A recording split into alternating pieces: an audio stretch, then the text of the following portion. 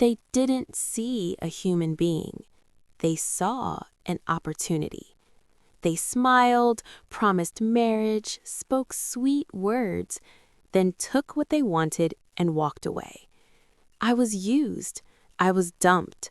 I was mocked. And when I cried for help, they laughed and said, "Move on. You were foolish." But what they didn't know was this: Allah was listening to every tear. Allah was recording every injustice, and Allah never stays silent forever. This is not just my story, it is the story of every woman who was deceived, abandoned, and humiliated, yet chose to run back to Allah instead of seeking revenge. Because sometimes Allah allows them to break you only so He can speak on your behalf. Listen carefully. This ending will remind you why no pain given for Allah is ever wasted. I still remember the first time He spoke about marriage. Not casually, not jokingly, but with confidence. He said, "I don't want to waste your time. I want to do this the halal way." Those words alone were enough to soften my heart. I wasn't desperate, I wasn't chasing marriage, but when a man mentions halal, commitment, and future, a woman naturally begins to hope. He spoke about his plans abroad, how life was hard here, how he wanted to build something solid for his future family. He said, "Once I travel, I'll prepare everything, then I'll come back for you." And, like many women before me, I believed. Because he prayed, because he used Islamic words, because he knew exactly what to say. At first, the sacrifices were small, helping him with documents, paying for forms, sending money just once. He would say, "Wallahi, this is the last time. I'll repay everything when I settle." And when I hesitated, he'd remind me, "Isn't marriage about supporting each other?" So I helped. I delayed my own plans. I used my savings. I ignored the quiet voice in my heart that whispered, "Something is not right." But love has a way of silencing wisdom. The day he traveled, he held my hands tightly. He said, "Wait for me. Don't listen to people." I watched him walk away, not knowing that was the last honest moment we would ever share. At first, he called every day, then every week. Then, silence started growing between messages. When I asked, he said, "Life is tough here, I'm stressed." So I waited, patiently, loyally. I told myself, this is Sabr, Allah sees. Then something shifted. His tone changed, his replies became cold, my calls went unanswered. When I confronted him, he said something that pierced my heart. "You're too demanding." Demanding? For asking about marriage? For asking about promises he made? I felt embarrassed for even asking. One day, I sent him a message that said, "When are you coming back for me?" He replied hours later with just 3 words, "I'm not ready." No explanation, no apology. That night, I cried until my chest hurt. And still, I didn't know I was about to be used, dumped, and mocked. What I didn't know was this: while I was praying for him, he was planning a life that didn't include me. And the truth that would break me was already waiting. Sometimes Allah lets your heart break so He can save your soul. I didn't realize it at first. I thought love was supposed to be sacrifice. I thought patience was proof of sincerity. So when he started asking for more, I gave more. He needed money for documents. I helped. He needed support letters. I wrote them. He needed someone to speak well of him to my family. I defended him. Slowly, quietly, love stopped sounding like affection and started sounding like a visa application. Every conversation was about papers. Every plan was about travel. Every promise was about when I get there. And whenever my heart asked for reassurance, he would say, "Do you want to ruin everything Allah is planning for me?" So I stayed silent. I ignored the unease in my chest. I ignored the warning signs Allah kept placing in my path. Because when you love deeply, you sometimes silence wisdom. One day, I asked a simple question. When will you come and meet my parents properly? There was a pause. A long one. Then his tone changed. Why are you rushing me? Do you want people to spoil my chances? Can't you see I'm struggling? That was the first time love felt like guilt. From that day on, any question I asked became pressure. Any concern became ingratitude. Any boundary became selfishness. And I began to shrink myself just to keep him comfortable. It wasn't only him anymore. Some people around him started knowing too much. They looked at me differently, not with respect, but with pity. One day, I overheard a sentence that broke something inside me. "She's just helping him. Once he leaves, that's it." I laughed it off on the outside, but inside, my heart shattered quietly. That night, I cried like I had never cried before, not because I lost him, but because I realized I was losing myself. That night, I didn't beg Allah to keep him. I didn't ask Allah to fix him. I said only one thing. Ya Allah, if this person is using me, remove him from my life in a way that protects my heart and my dignity. I didn't know then that Allah had already started answering. After that dua, things changed. Messages became shorter, calls became excuses, love became inconvenience, and then silence. No explanation, no closure, no goodbye, just disappearance. And people laughed. Some said, "We told you." Some said, "You were foolish." Some said, "At least he got what he wanted." But what they didn't know was this. Allah was watching everything. I thought being abandoned was the worst pain. I didn't know Allah was about to expose the truth and return my dignity in a way that would silence every mockery.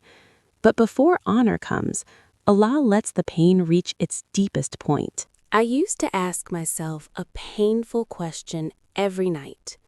Was I really that easy to use? Because once he left, people didn't just abandon me. They rewrote my story. They said I was desperate. They said I threw myself at him. They said I knew he would leave but stayed anyway. And the worst part, some of those voices were women. Women who smiled at me during the day and poisoned my name at night. I stopped defending myself, not because I agreed with them, but because I was too tired to explain pain to people who enjoyed seeing me broken. That was when I learned something powerful. I stopped talking to people, but I started talking to Allah like never before. Every tahajjud, I whispered, "Ya Allah, you know the truth. You know how I was used. You know how I was abandoned. If you ever speak for me, let it be louder than every lie." I didn't know Allah had already started answering. Months passed. One evening, I received a message from a number I didn't recognize. It was short, cold, unexpected. I used to ask myself a painful question every night. Was I really that easy to use? Because once he left, people didn't just abandon me. They rewrote my story. They said I was desperate. They said I threw myself at him. They said I knew he would leave but stayed anyway. And the worst part, some of those voices were women. Women who smiled at me during the day and poisoned my name at night. I stopped defending myself, not because I agreed with them, but because I was too tired to explain pain to people who enjoyed seeing me broken. That was when I learned something powerful. I stopped talking to people, but I started talking to Allah like never before. Every tahajjud, I whispered, Ya Allah, you know the truth. You know how I was used. You know how I was abandoned. If you ever speak for me, let it be louder than every lie. I didn't know Allah had already started answering. Months passed. One evening, I received a message from a number I didn't recognize. It was short, cold, unexpected. Can we talk? My heart dropped. It was him, the same man who blocked me, the same man who erased me like I never existed, the same man who used my trust to climb and left me at the bottom. I stared at the screen for a long time. My hands shook, but my heart was strangely calm because something had changed. I was no longer begging Allah to bring him back. I was begging Allah to protect my heart.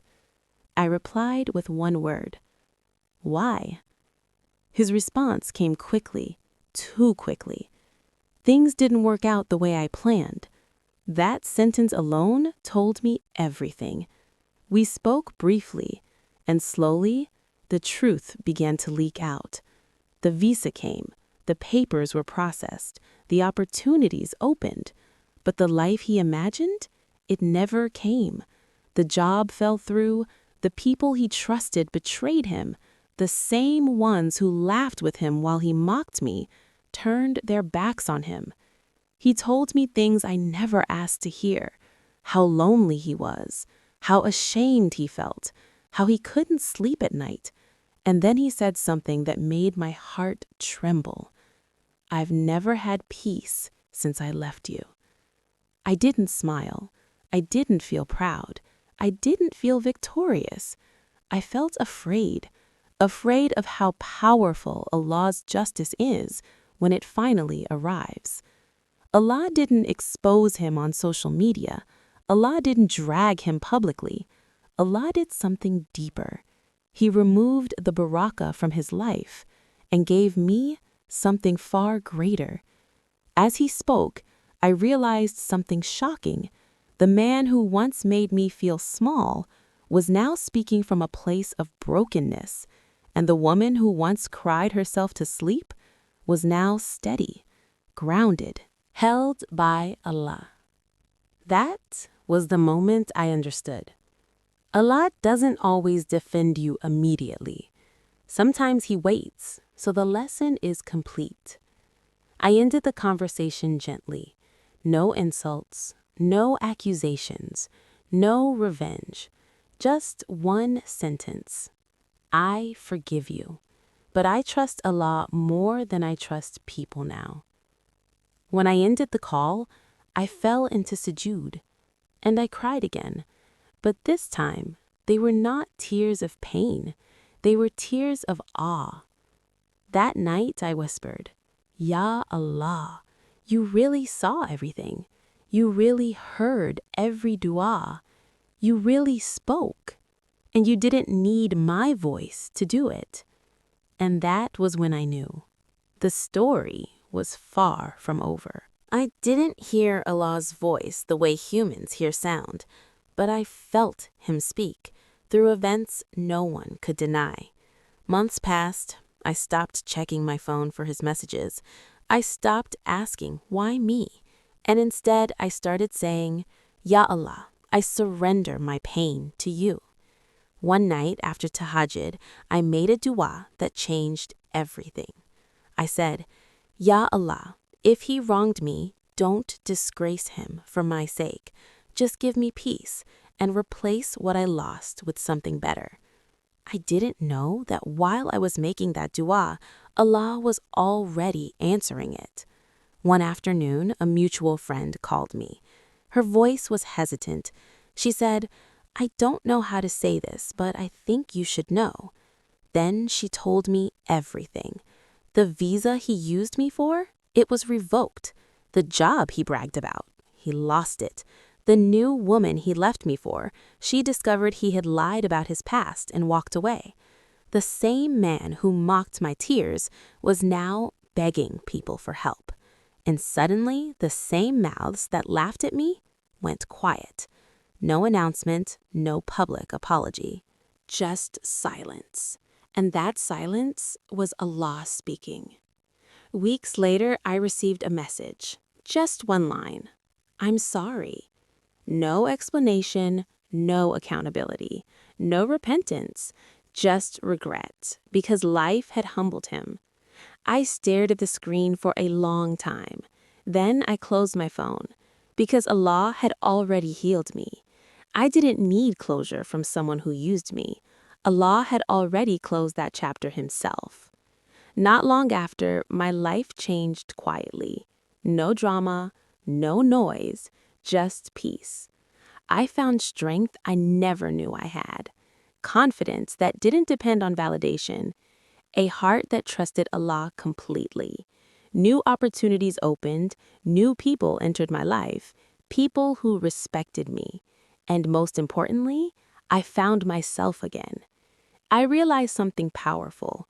Allah didn't just remove him from my life. He removed the version of me that tolerated less than I deserved. Now, when I look back, I don't feel anger. I feel gratitude. Because if he hadn't used me, I wouldn't have learned self-worth. If he hadn't dumped me, I wouldn't have turned to Allah so deeply. If they hadn't mocked me, I wouldn't have witnessed Allah's defense. They thought they broke me, but Allah rebuilt me, stronger, wiser, closer to him. So, if you're listening to this story with tears in your eyes, if someone used you, abandoned you, or mocked your pain, listen carefully. Allah saw everything. Allah recorded everything, and Allah will respond in His perfect timing. Your silence is not weakness. Your patience is not loss. When Allah speaks, no explanation is needed. Ya Allah, heal every heart that was used and discarded. Restore their dignity. Replace their loss with something far better. And never let them doubt their worth again. Ameen. If this story touched your heart, please like, comment, and share it with someone who needs hope. And subscribe for more emotional Islamic stories that remind you Allah never abandons the broken.